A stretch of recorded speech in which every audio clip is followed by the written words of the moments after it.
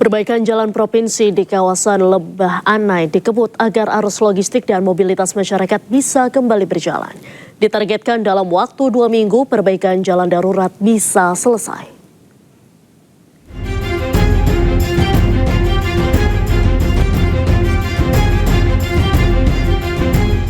Sejak diterjang banjir bandang, ruas jalan di Lembah Anai mengalami erosi parah dan putus total di beberapa titik.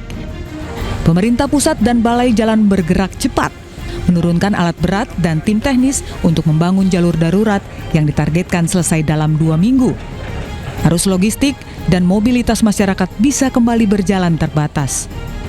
Sementara perbaikan permanen akan dirancang secara bertahap, termasuk peningkatan pengawasan tebing dan drainase untuk mencegah banjir dan longsor serupa terulang. Kini ruas jalan di Lembah Anai sudah bersih dan dapat digunakan kembali meski masih terbatas. Nantinya kendaraan yang bisa melewati jalan ini dibatasi karena proses perbaikan masih berjalan. Kita ingin memastikan nanti secara temporer, saya ulangi secara temporer, sementara ini bisa terhubung kembali. Tetapi nanti baru bisa digunakan secara terbatas untuk mendukung mobilitas yang sifatnya esensial. Ini bisa kita lakukan mudah-mudahan dalam 2 minggu, dalam waktu 2 minggu sesuai dengan penjelasan dari Kepala Balai tadi, ini bisa terhubung secara temporer. Mungkin baru bisa satu ruas saja, sehingga harus bergantian. Oleh karena itu nanti teman-teman dari TNI Polri saya mohon bantuan juga untuk membantu menjaga agar ini tertib dan bisa digunakan benar-benar untuk yang sifatnya mendesak atau esensial. Sebelumnya ruas jalan di Lembah Anai lumpuh total akibat diterjang banjir bandang dan longsor. Kondisi ini membuat beberapa desa terisolir dan distribusi logistik tidak dapat disalurkan dengan cepat. Tumpukan lumpur dan batu besar menghalangi badan jalan di sekitar jembatan kembar. Pasca kejadian, petugas gabungan berjibaku berusaha membersihkan lumpur di sekitar jembatan agar bisa segera dilewati. Dari Kabupaten Tanah Datar, Sumatera Barat, Agung Sulistyo, iNews melaporkan. Dan untuk mengetahui situasi terkini penanganan bencana di Kabupaten Agam, Sumatera Barat, kami telah terhubung dengan jurnalis iNews Indra Setiabudi di Kabupaten Agam, Sumatera Barat.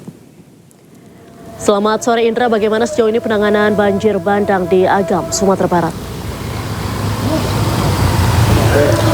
Baik, selamat sore menjelang malam Diandra dan juga pemirsa, dapat kami informasikan untuk update terkini. Kali ini kami sedang berada di Kecamatan Palembayang, Kabupaten Agam, Sumatera Barat.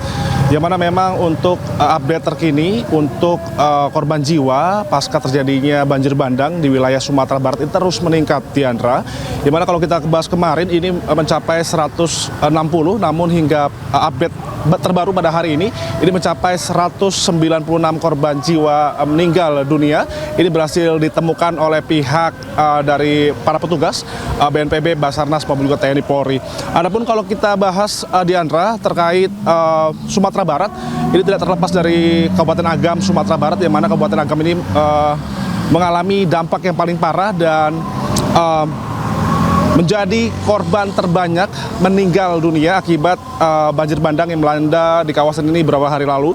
Salah satu tempat kami melaporkan di Kecamatan Palembayan, Agam, Sumatera Barat, yang mana untuk untuk Kecamatan Palembayan tempat kami melaporkan ini ada 115 orang yang meninggal dunia dan hilang masih 76 dan masih dalam proses pencarian hingga kini oleh pihak Basarnas, Tim SAR maupun juga TNI Polri. Dan kalau kita terkait hingga sampai saat ini akibat dari banjir bandang yang menerpa di kawasan ini, ribuan masyarakat ini sudah diungsikan sejak minggu kemarin. Maksud kami sudah 7 hari sejak dari tanggal 25 hingga sampai saat ini sudah mengungsi. Yang mana untuk di Kecamatan Palembayan sendiri dibagi 8 posko. Adapun kami tadi melihat secara langsung di satu posko di SDN 05 di Kalipasak, Palembayan, Agam, Sumatera Utara, yang mana menampung ratusan masyarakat. Dan kalau kita terkait distribusi makanan, ini sangat melimpah sekali, Diandra. Mereka mendapatkan pasokan makanan, minuman maupun juga selimut hingga obat-obatan ini sudah tercukupi. Namun mereka masih mengeluhkan sejumlah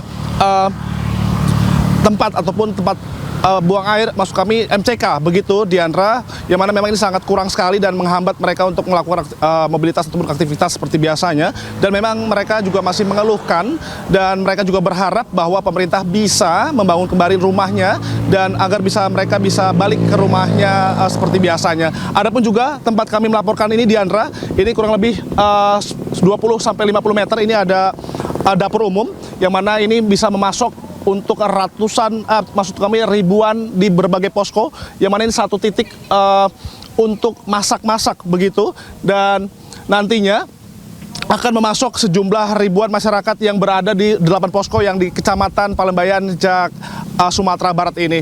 Demikian Diandra, kembali ke Anda. Baik, terima kasih Indra Setiabudi melaporkan langsung dari Kabupaten Agam, Sumatera Barat. Selamat sore, selamat kembali bertugas. Pemirsa, sejumlah desa di Kecamatan Sitahuis, Tapanuli Tengah, Sumatera Utara masih terisolir usai bencana banjir bandang dan tanah longsor. Alhasil personel TNI harus berjalan kaki sejauh 5 km guna membagikan bantuan sembako kepada warga terdampak bencana.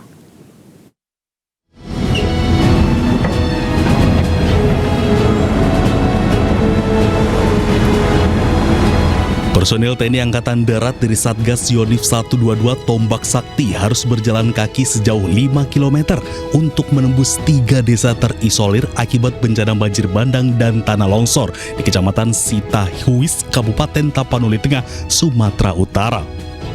Akses jalan untuk menyalurkan bantuan logistik masih terputus di 3 desa, yakni Desa Naga Timbul, Desa Mompang, dan Desa Mardame. Logistik berupa 196 karung beras, 84 dus mie instan, dan 15 biskuit dan 3 goni pakaian layak pakai dipikul secara manual menuju titik pengungsian.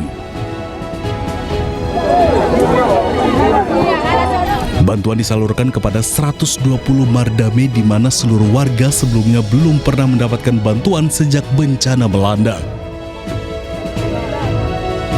Kondisi jalan yang licin, berlumpur, dan banyak titik longsor membuat prajurit harus ekstra hati-hati dalam membawa bantuan menuju permukiman warga. Distribusi dilakukan dengan prioritas bagi kelompok rentan, termasuk lansia, anak-anak di lokasi pengungsian. Penyaluran bantuan secara manual ini sekaligus menunjukkan kesungguhan TNI Angkatan Darat dalam memastikan setiap warga terdampak bencana mendapatkan dukungan logistik meski harus melalui medan berat dan akses yang sangat terbatas. Dari Tapanuli Tengah, Sumatera Utara, Ayus melaporkan. Komisi Informasi Pusat menolak gugatan pengamat kebijakan publik Puan Atwa Silalahi terkait ijazah Presiden ke-7 RI Joko Widodo.